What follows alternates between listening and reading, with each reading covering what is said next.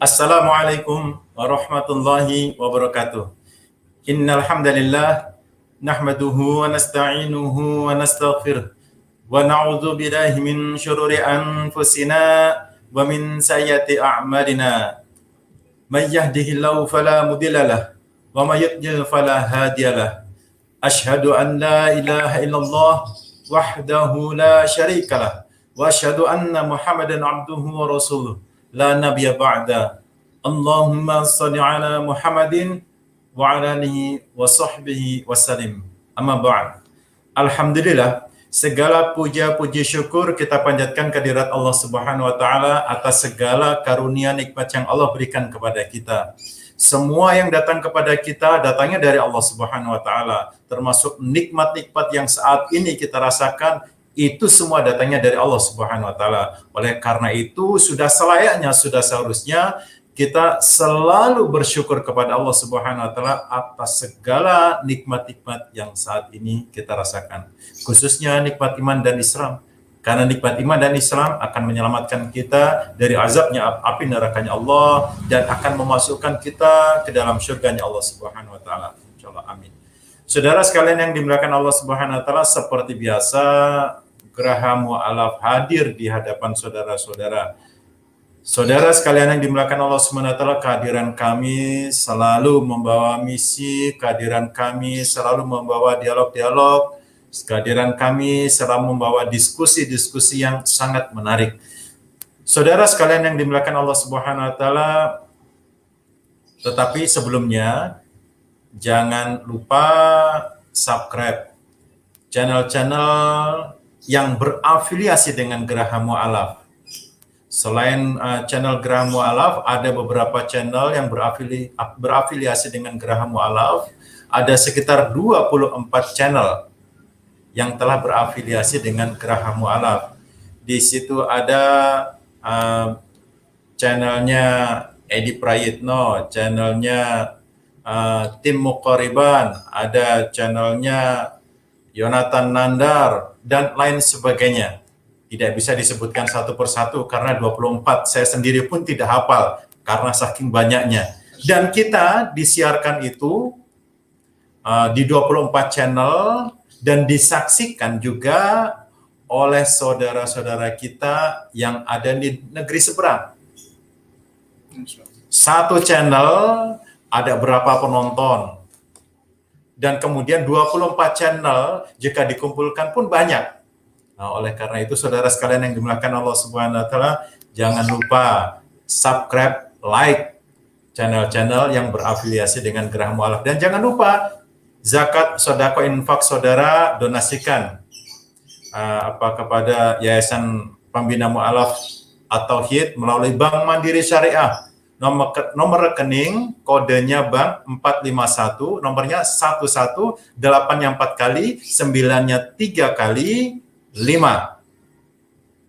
Ya, jangan lupa hal tersebut karena Geraha Mu'alaf atau Yayasan Pembina Mu'alaf At-Tauhid insya Allah akan segera membebaskan lahan di daerah Wonosalam yang akan digunakan sebagai pondok dan penampung daripada mu'alaf-mu'alaf. Selain pondok pesantren, di sana juga menampung daripada para mu'alaf-mu'alaf. Dan kemudian mu'alaf tersebut selain dilatih selain diajari masalah-masalah keislaman, dilatih menjadi seorang dai, dia juga nanti akan dilatih bagaimana mereka itu juga bisa hidup mandiri. Kami akan melakukan pelatihan-pelatihan di sana.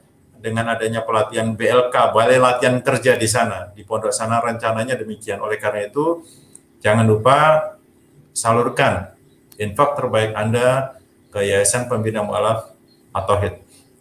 Saudara sekalian yang dimuliakan Allah Subhanahu wa taala, di sini telah hadir bersama saya seorang teman saya, sahabat lama saya, dan kemarin itu qadarullah, takdir Allah, saya bertemu dengan beliaunya.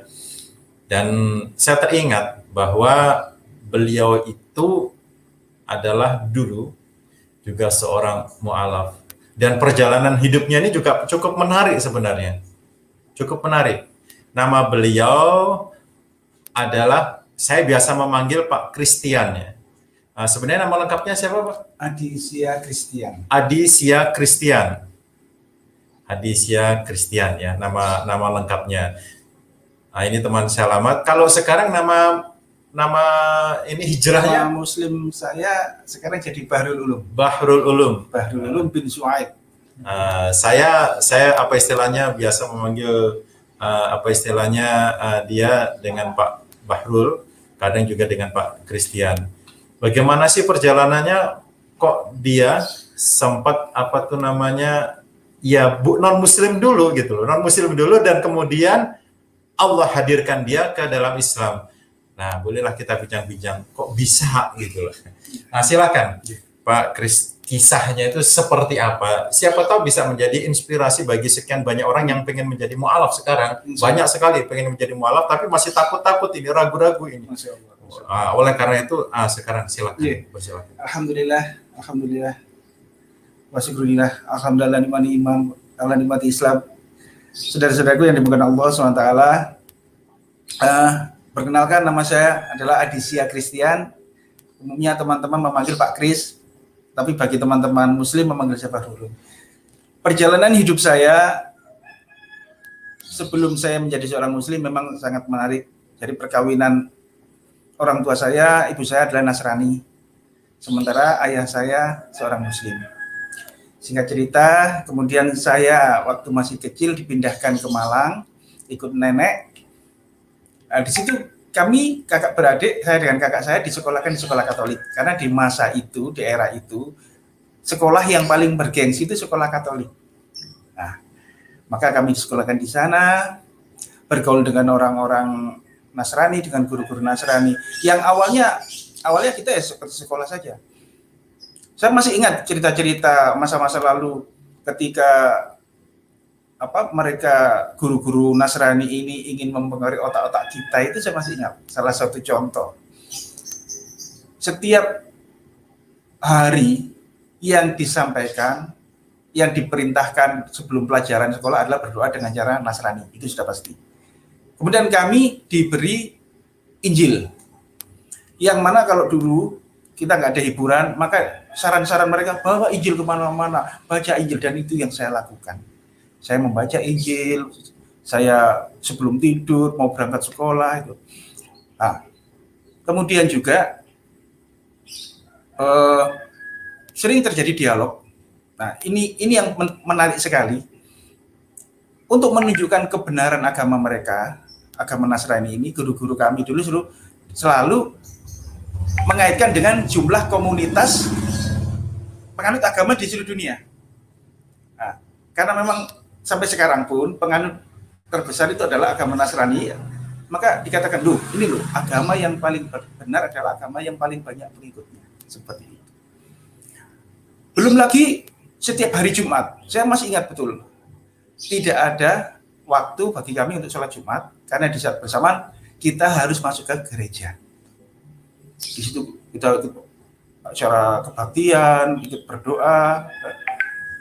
Begitu juga ketika acara Natal, kami semua ikut. Mulailah hati dan saya merasa perasaan cinta kepada Tuhan Yesus pada waktu itu. Sebagai gembala, ya, kita sering bernyanyi-nyanyi.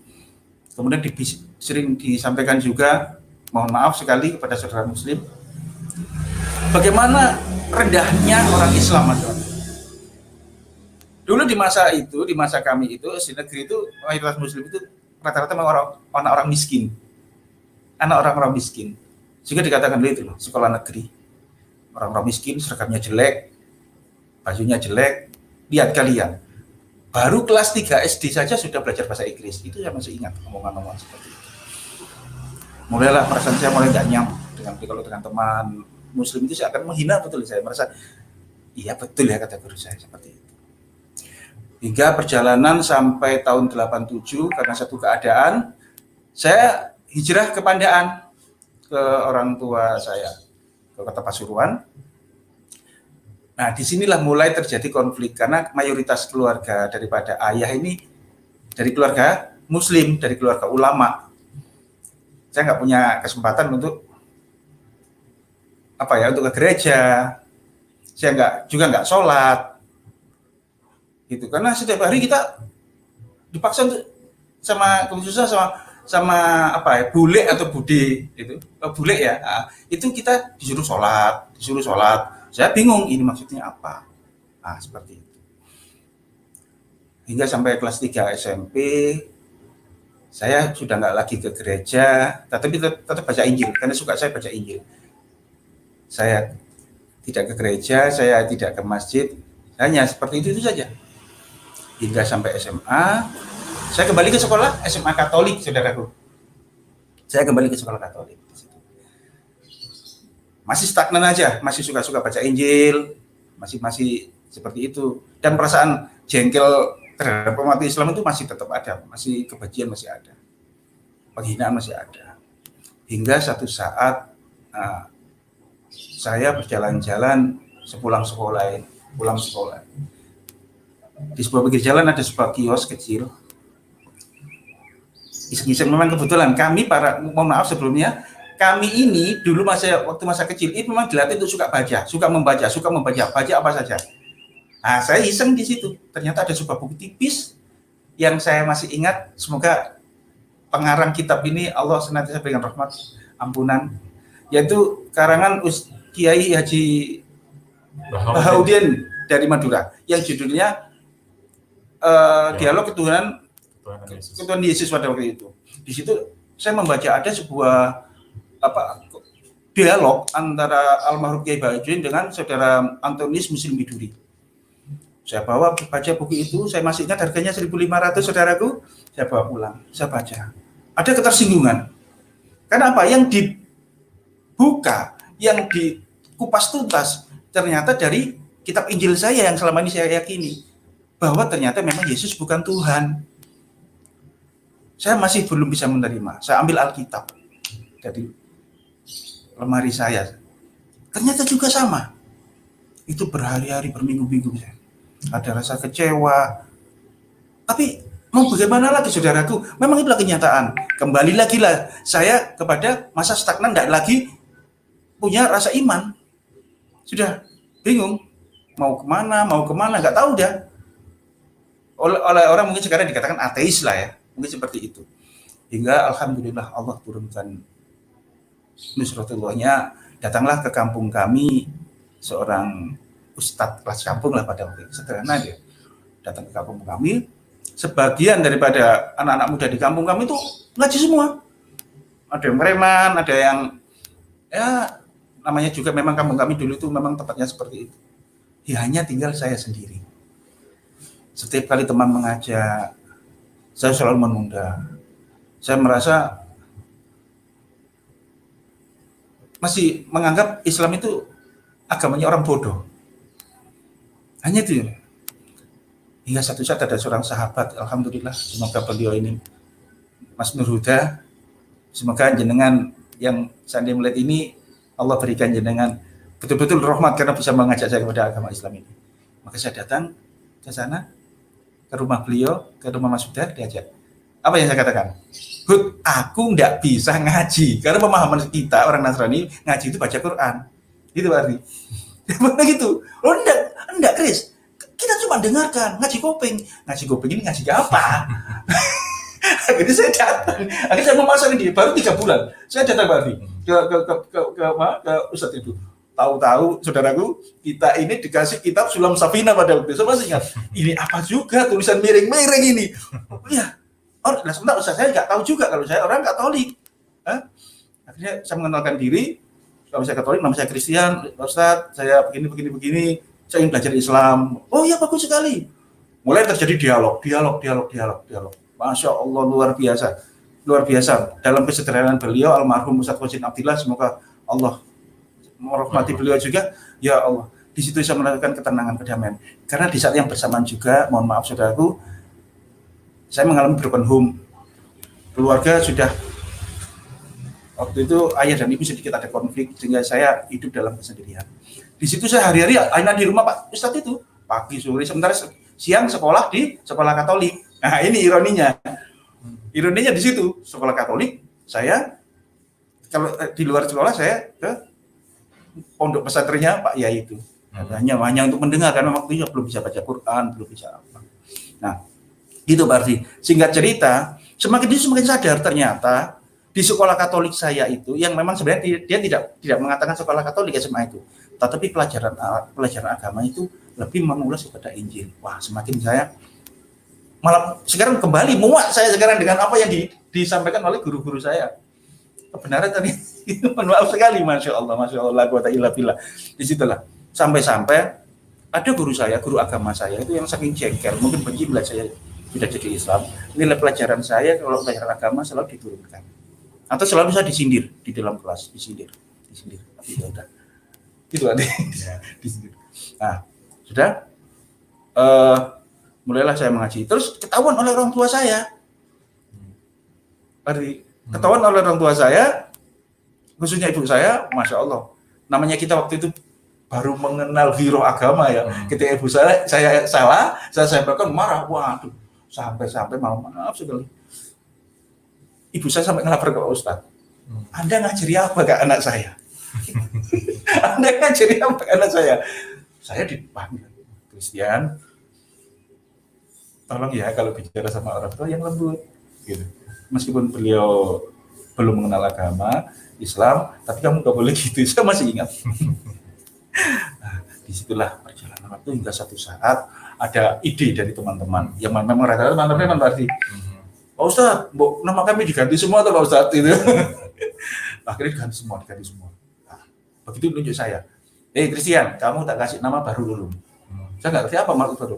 Kon kakean takon. Dalam maksudnya kamu terlalu banyak bertanya gitu. Nah, itu arti. Mulailah saya di situ semangat terus belajar. Kemudian mohon maaf sekali, memang pada waktu itu kita hanya diarahkan ke satu mazhab ya. Nah, satu mazhab, satu firqah.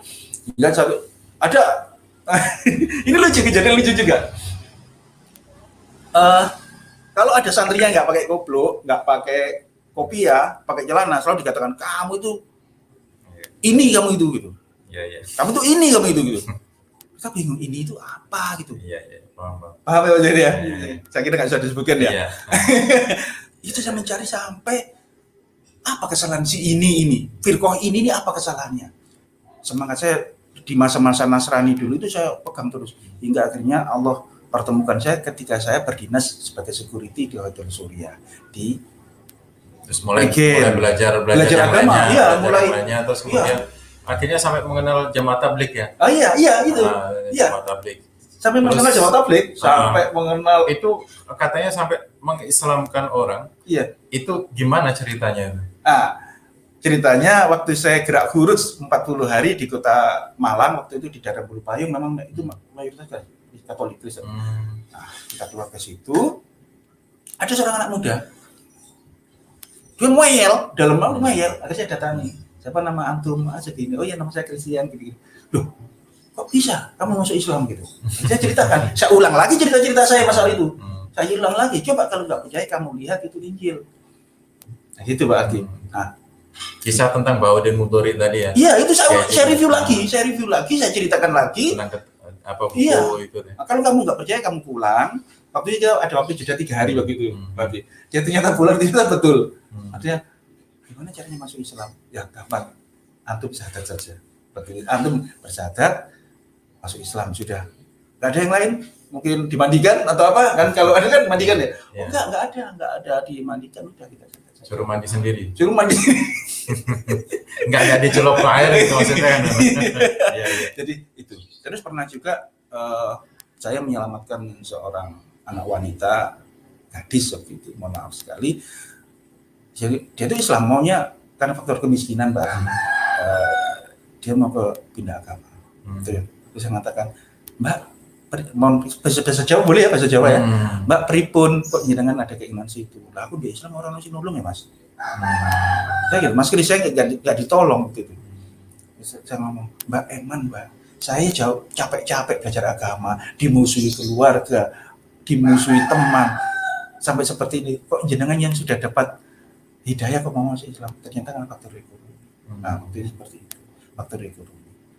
Singkat cerita, saya ajak lagi ke ustadz saya, tak suruh pakai jilbab waktu itu, masih ingat sebelum menikah itu. Saya masuk Islam, alhamdulillah dia kembali lagi bertobat kepada Allah Subhanahu wa taala. Singkat cerita seperti itu tadi. Adapun sikap-sikap orang tua saya, keluarga saya, memang sampai detik ini, mohon maaf sekali untuk keluarga saya yang mungkin melihat, mereka menganggap bahwa agama ini sebagai batu sambungan menuju kesuksesan dunia. Itu masalahnya. Ketika saya masuk Islam, mohon maaf sekali, saya kerjanya security. Begitu berhenti dari security, saya cuma pengantar galon air mineral, keliling kemana-mana, galon gini. Ya, sementara keluarga saya hampir semua rata-rata orang sukses, disukseskan oleh orang tua juga gitu. Saya enggak, saya hanya seperti itu.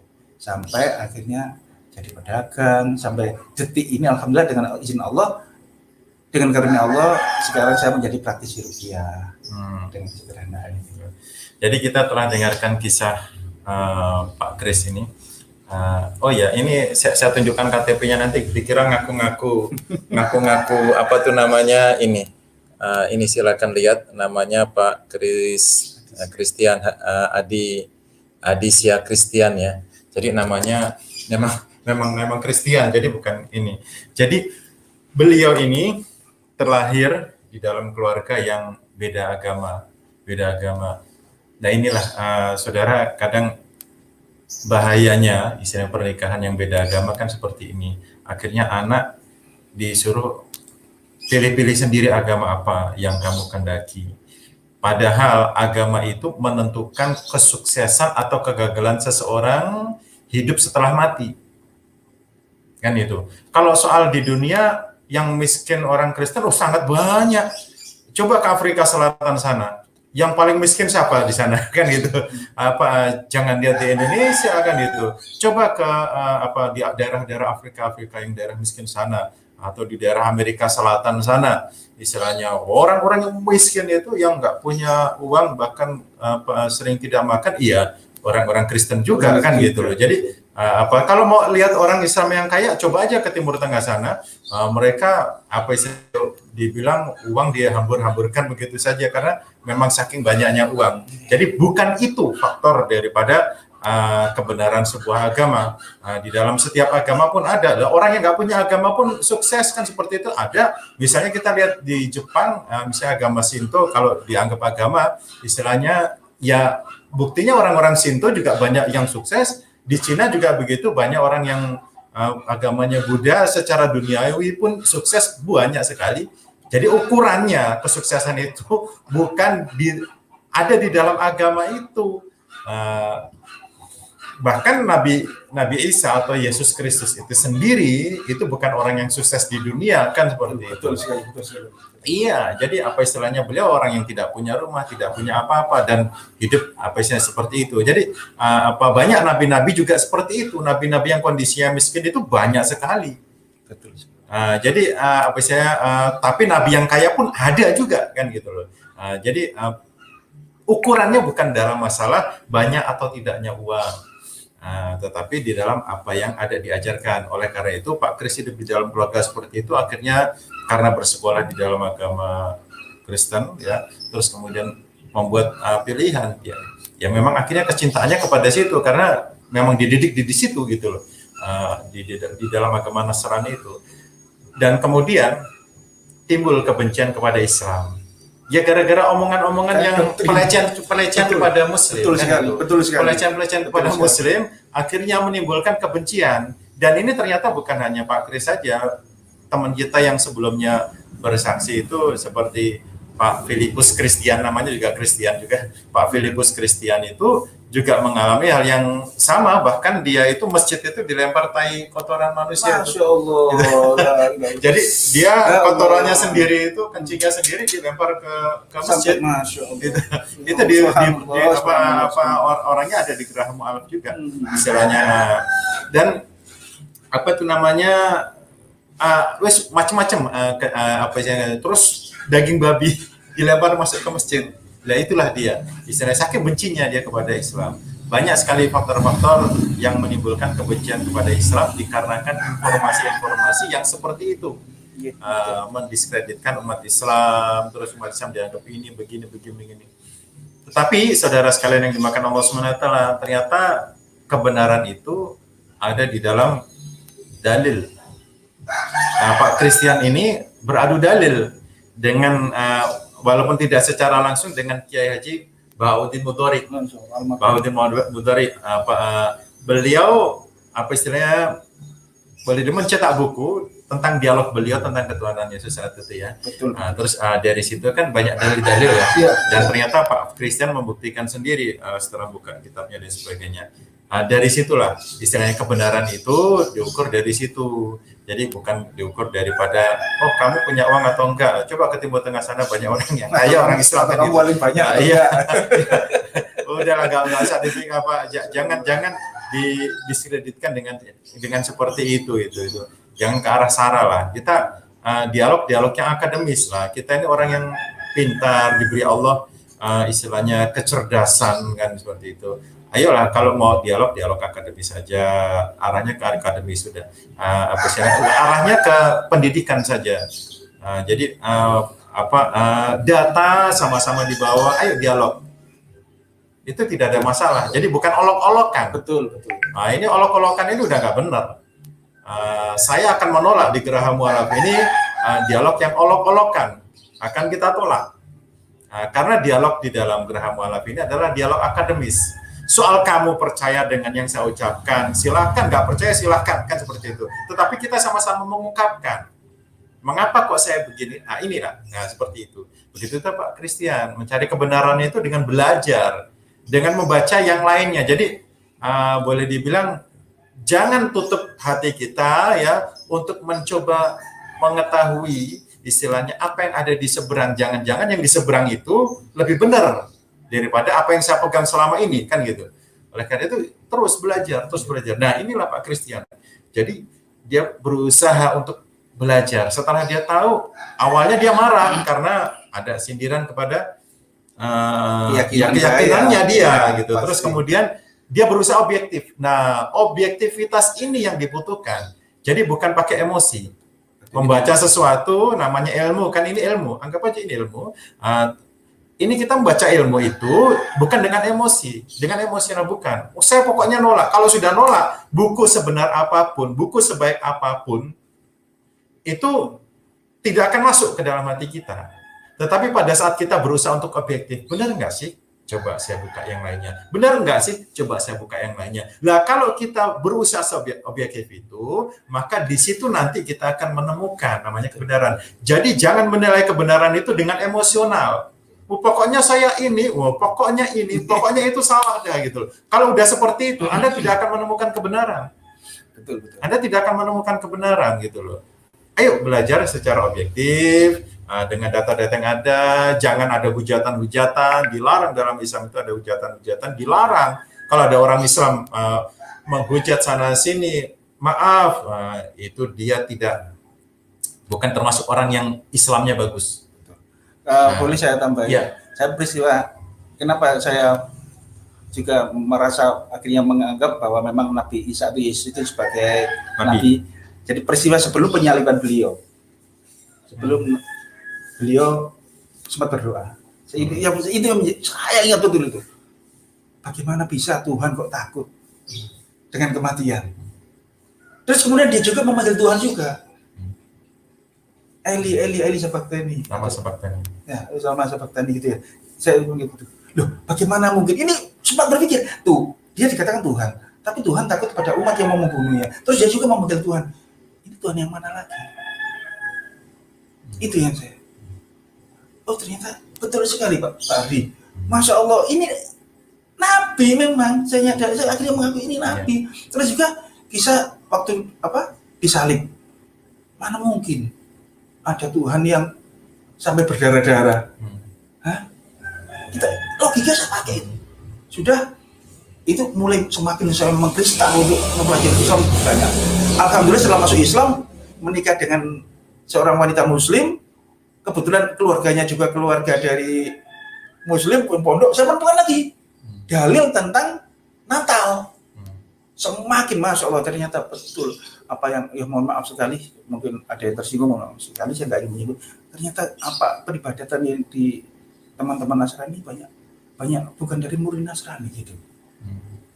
Nah itu. Ya. Tapi saya kembali lagi lakum dinukum waliyati ini saja. Itu jadi intinya di sini kan dari belajar itu terus kemudian timbul sebuah keyakinan kan. Iya, betul, jadi kita pentingnya kita ini belajar. Sekali lagi pentingnya kita belajar ya. Seperti Pak Kris ini terus akhirnya menemukan Islam itu udah belajar. Dan sekali lagi kaum muslimin tidak boleh menghina Yesus. Betul. Karena Yesus itu adalah nabi. Nabi kita juga. Nabi yang dimuliakan oleh Allah. Jadi tidak boleh menghina Yesus dengan perkataan-perkataan apapun kan gitu. Karena Yesus itu adalah nabi.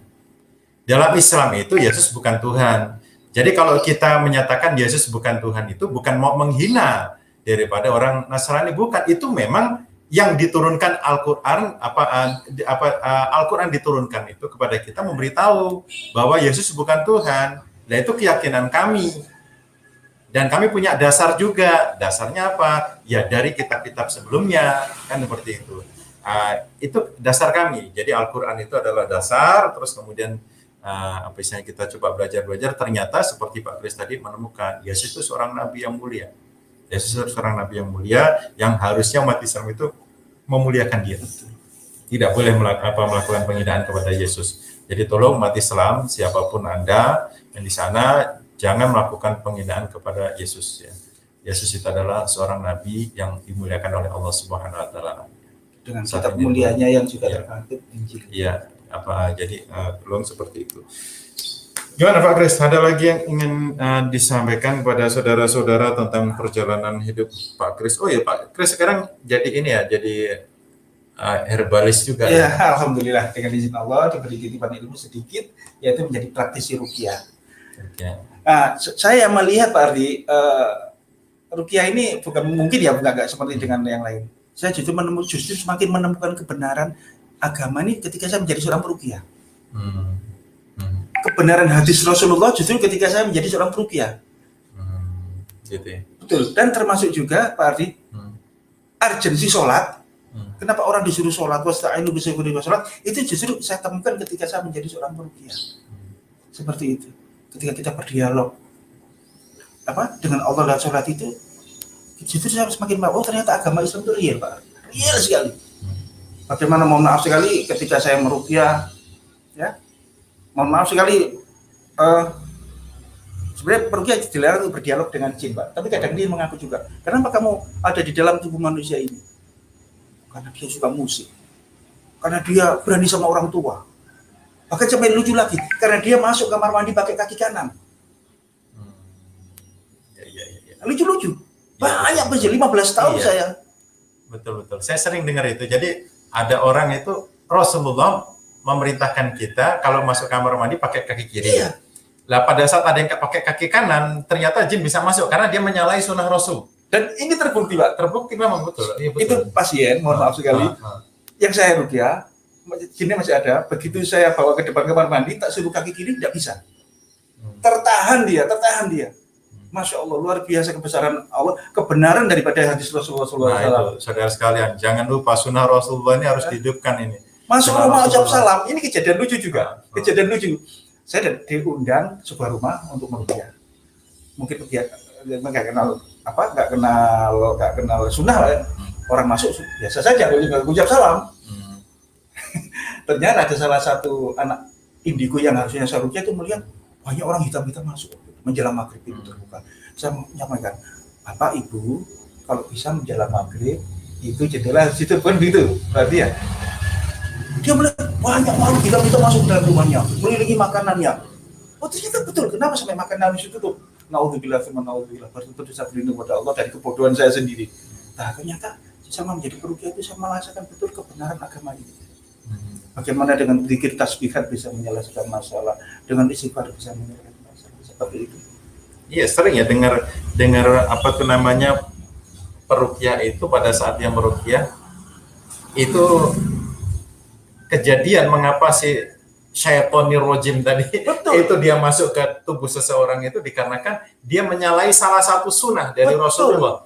Itu sering saya dengarkan salah satunya juga masuk kamar mandi dengan kaki kanan. apa istilahnya, itu karena menyalahi sunnah Rasulullah, maka malah justru setan itu suka gitu. Betul. Sesuatu yang menyalahi sunnah Rasulullah itu setan suka. Betul sekali. Makan pakai tangan kiri. Iya, betul sekali. Nah itu Jadi ada kejadian lucu-lucu ini ya. Ah. Begitu jin yang masih merasuk gitu ya, saya pancing untuk makan buah kurma pakai tangan kanan, dia nggak bisa.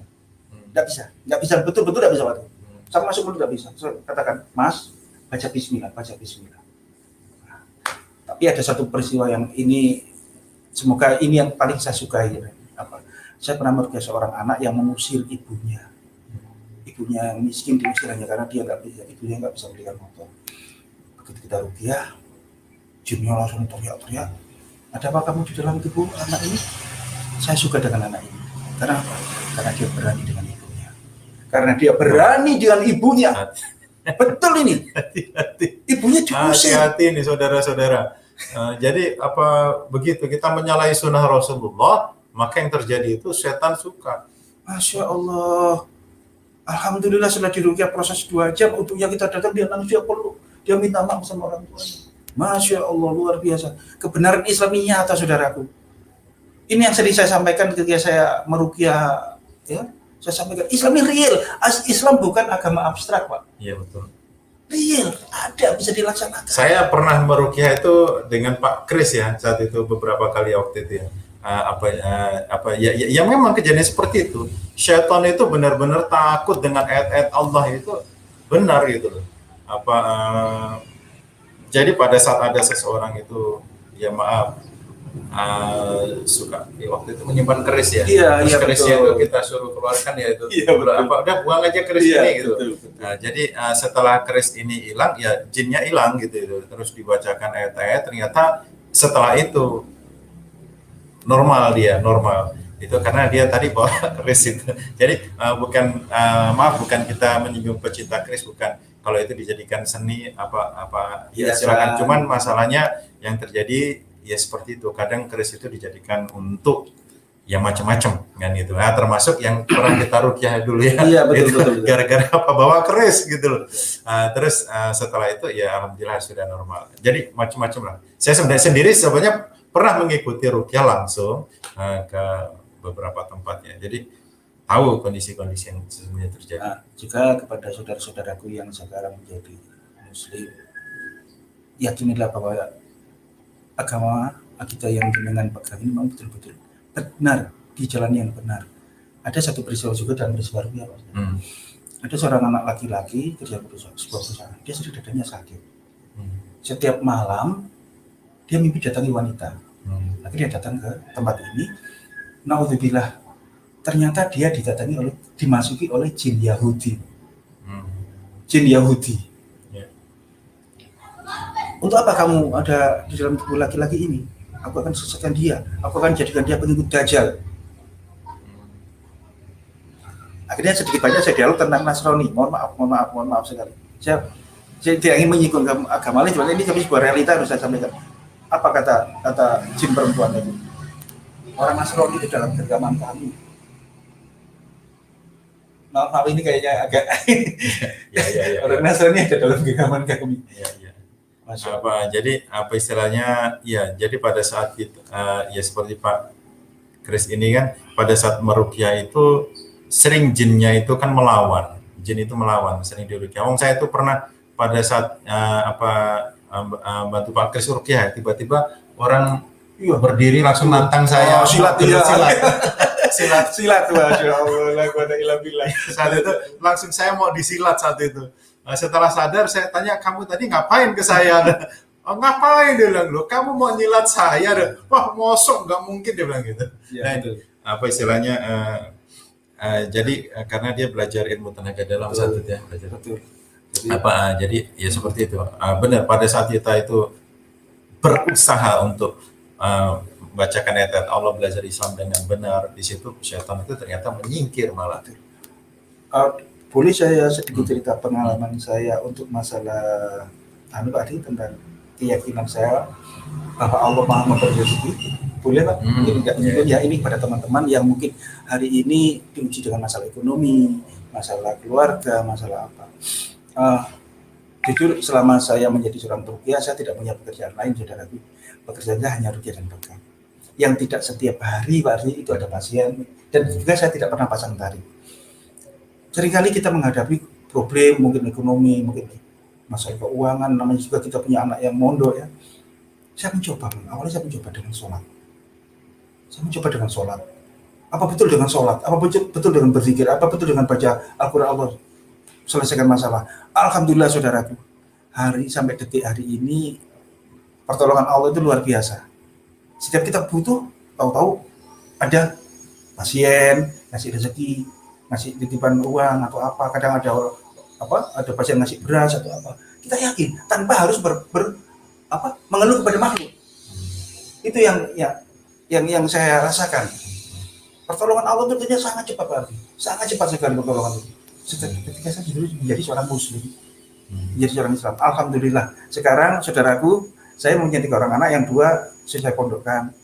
Yang 1 ada di Sidoarjo, Tanggulangin, yang 1 ada di Gunungkawi. Pondokkan, mohon doanya, semoga anak-anak saya tidak mengalami kebodohan seperti saya, Pak. Tidak mengalami kebodohan seperti saya. Ya intinya gitu. Jadi berhati-hati ya, pernikahan beda agama itu. Ya Masya Allah, ini masalahnya menyangkut keselamatan dunia akhirat gitu. Masalah akhirat itu penting sekali. Kalau di dunia itu hidup mungkin 60-70 tahun kan seperti itu. Tapi di akhirat ini panjang jalannya. Oleh karena itu untuk bagi saudara-saudara sekalian, masalah pernikahan beda agama ini tolong harus diperhatikan gitu. Jadi pertimbangan benar. Karena salah satunya seperti Pak Kris ini, kemudian akhirnya memilih agama sebelumnya, itu dikarenakan ya pernikahan beda agama, beda agama. Jadi ketidakpahaman. Ya seperti itu. Terus akhirnya membebaskan anak mau memilih agama apa terserah. Padahal menyangkut keselamatan dia yang selama-lamanya kan. Nah, itu ya. Bahkan sampai ketika saya memondokkan anak ini pun, mohon maaf Pak, itu banyak ditentang. Kamu dapat apa dari mondok? Ketika saya menyekolahkan anak saya dengan Islam, jangan sekolahkan anak sekolah Islam, sekolah negeri. Kenapa? Kalau dalam negeri kamu bisa dapat pekerjaan. Tapi saya bersikukuh dengan istri, sampai alhamdulillah bisa mondokkan sampai detik ini. Itu pun masih a priori keluarga, masih menganggap kamu dapat apa dari mondok. Tapi saya yakin saudaraku yang memondokkan anak, jangan pernah takut, jangan pernah gelisah. Allah sudah jamin jenengan, meskipun jenengan dalam kondisi sesempit apapun, Allah pasti tolong kalian. Kalau jenengan, kalau Anda mengorbankan anak sampean di jalan Allah SWT, pasti. Wong anak saya itu kan juga lulusan pondok, tapi ternyata sekarang jadi dokter kan gitu. Masya Allah. Itu. Jadi tidak ada masalah gitu loh untuk memondokkan anak, karena zaman sekarang itu zamannya internet, zamannya HP yang bisa buka internet macam-macam. Ini kalau tidak terkontrol ini bahaya. Sedangkan orang tua kan tidak selalu bisa mengontrol anaknya 24 jam melihat apa yang dibuka anaknya kan itu. Betul. Sehingga jalan satu-satunya dalam pemikiran saya saat ini ya memang saya pondokkan. Kenapa saya pondokkan? Ya karena pada saat di pondok itu dia tidak bisa buka HP. Betul. Dia tidak bisa buka macam-macam internet, semuanya terkontrol. Jadi sejak boleh dibilang pada saat seorang yang masih anak-anak itu seperti kita melukis, itu kan melukis di atas batu. Jadi pada saat dasar-dasarnya itu sudah kuat, sudah kencang, baru dia di lepas itu lebih bisa terjaga, kan seperti itu.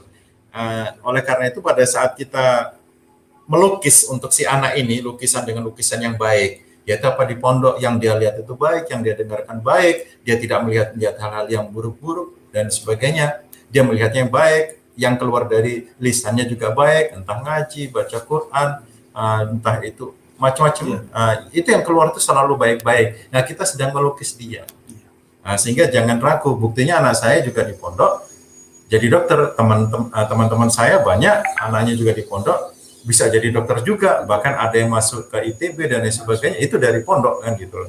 Jadi jangan ragu, sekarang banyak pondok modern sekarang saudara sekalian yang bukan Allah Subhanahu Wa Taala. Itu ya Pak Kris. Ada lagi yang ingin disampaikan sebelum kita tutup ini? Ya, jadi pesan saya kepada teman-teman Muslim yang hari ini masih ragu dengan, meskipun beliau Muslim tapi ragu dengan keyakinan, sholat bolong-bolong, yakinilah bahwa apa yang kamu pegang sudah benar. Perdalam, belajar. Dulu saya mempelajari Islam itu modal banyak sekali. uang saku saya belikan buku dan buku. Saya datangi orang-orang ulama-ulama, ustadz-ustadz hanya bertanya. Sampai detik ini saya masih terus belajar. Sampai detik ini saya terus belajar karena saya merasa saya itu masih bodoh. Pesan saya, jangan pernah ragu dengan akidah jenengan dan jangan korbankan diri jenengan, anak jenengan, ya, hanya karena dunia sampai salah dalam mendidik agama, dalam menyekolahkan anak khususnya. Iya, jangan sampai disekolahkan di sekolah-sekolah yang sekuler. Iya, jangan. Yang muslim, yang non-muslim, sehingga pada saat dia dididik di sana dengan didikan non-muslim, ini bisa meruntuhkan akidah si anak. Kasihan. Karena keselamatan dia di akhirat itu tergantung bagaimana Anda mendidik dia sekarang. Betul. Dan hari ini alhamdulillah banyak sekolah-sekolah muslim yang sudah eksklusif, bagus sekali. Jangan ragukan untuk memondokkan anak, saudaraku. Jangan ragukan untuk memondokkan anak di sekolah-sekolah muslim. Karena insya Allah sekarang sekolah muslim sudah mulai kualitasnya luar biasa. Demikian. Banyak luar biasa. Alhamdulillah. Saudara sekalian yang berkenan Allah SWT, banyak sekali yang bisa kita peroleh pelajaran dari Pak Kris. Dari mulai bagaimana beliau itu hidup di lingkungan yang pernikahan beda agama, ya, terus kemudian dia buat pilihan, dan pada saat itu terjadi perang batin pada saat melihat kenyataan gitu loh. Jadi pengorbanan perasaan juga pada saat dia harus menerima kebenaran dari seberang kan gitu loh. Apa yang apa istilahnya dulu dia musuhi, ternyata kebenaran itu ada dari situ justru. Nah, itu sebuah perjuangan juga. Terus kemudian sampai kemudian masalah pendidikan dan lain sebagainya, ya pesan-pesannya seperti itu. Ayolah didik anak kita di tempat-tempat yang baik untuk masalah akidah dia. Jagalah akidah anak-anak kita, karena keselamatan dia yang akan datang itu juga bagaimana sekarang itu Anda mendidik dia. Bagaimana proses Anda itu mendidik anak-anak Anda sendiri. Jadi oleh karena itu selamatkan anak Anda, selamatkan anak Anda dengan meletakkan dia di pendidikan-pendidikan yang baik untuk menjaga akidahnya. Di negeri sekarang misalnya ada pendidikan agama yang bagus juga di sekolah negeri itu, ternyata ya nggak masalah. Di negeri itu ternyata pendidikan agama juga bagus, monggo. Tapi intinya jaga akidah si anak. Entah itu, nggak apa-apa saya sekolahkan di negeri, tapi terus habis itu sore saya suruh ngaji. Monggo silakan, tapi jangan dididik di sekolah-sekolah yang berbeda akidahnya. Itu sangat berbahaya. Lebih baik lagi kalau Anda sekolahkan di sekolah-sekolah muslim, ya, karena kita melukis dia dengan lukisan yang baik pada saat dia masih kecil dengan sebaik-baiknya. Jangan ragu dah masalah-masalah pendidikan Islam sekarang. Anak saya itu mulai kecil sampai dia di pondok, ya, itu ternyata ya juga bisa kok istilahnya sekolah di sekolah yang tinggi, perguruan tinggi negeri, terus kemudian jadi dokter juga bisa gitu. Jadi tidak ada alasan sebenarnya seperti itu. Banyak saya lihat itu di pondok-pondok yang saya pelajari itu, pondok-pondok pesantren itu, ternyata dari pondok-pondok itu masuk ke ITB, masuk ke kedokteran masuk ke macam-macam. Jadi jangan ragu, ya, saudara sekalian yang dimuliakan Allah Subhanahu wa taala. Demikian kurang lebihnya kami mohon maaf. Jangan lupa lagi sekali lagi salurkan zakat infak sedekah Anda yang terbaik ke Geraha Mu'alaf ini, karena Geraha Mu'alaf juga akan membuat pondok yang akan mencerdaskan daripada generasi-generasi Islam ini menjadi dai-dai yang hebat, dai-dai yang pintar, dai-dai yang akidahnya bagus, dan kemudian akan kita sebarkan ke seluruh negeri, seluruh alam, insya Allah. Dakwakan Islam ke seluruh alam, ya, begitu Pak.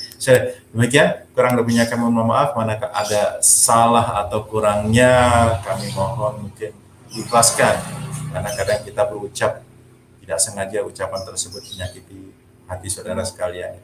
Itu bukan unsur kesengajaan dari kami mohon maaf. Dan juga kesalahan datangnya dari kami. Kebenaran datangnya dari Allah Subhanahu wa taala. Kami pun beristighfar kepada Allah Subhanahu wa taala, mudah-mudahan Allah Subhanahu wa taala mengampuni dosa-dosa kami. Insyaallah kita tutup dengan kafaratul majelis agar sempurnanya majelis ini, agar ada keberkahan di dalam majelis ini, agar ada ampunan di dalam majelis ini. Kita doa, subhanakallahumma wa bihamdika asyhadu an la ilaha illa anta astaghfiruka wa atubu ilaik. Assalamualaikum warahmatullahi wabarakatuh. Ahad.